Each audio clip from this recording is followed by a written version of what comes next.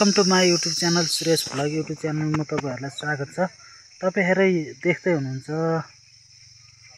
यहाँ चाहिँ धान छुट्ने कार्यक्रम भइरहेको छ। यो खेतमा किसानहरुको 3-4 दिनपछि झरीपछिको अवस्था हो। यो धान सुकेपछि खेतमा बिटा बाँधेर बिटा लाउँदै हुनुहुन्छ। तपाईकोतिर चाहिँ के छ है? यो चाहिँ पुरै धान काटेर नेल भन्छ हाम्रोतिर चाहिँ। यसलाई सुकाएको छ, कतै भने काट्नै बाँकी छ, देखिरहनु भएको छ। मरिफाटको धान कतै हरी छ, कहीँ पाकिसकेको छ।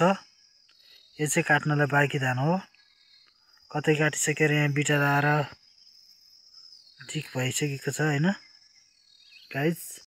हेरेर तपाईलाई कस्तो लाग्छ सल्लाह सुझाव दिनु होला र खासै हाम्रो युट्युब च्यानललाई सब्स्क्राइब र शेयर गरिदिनु होला।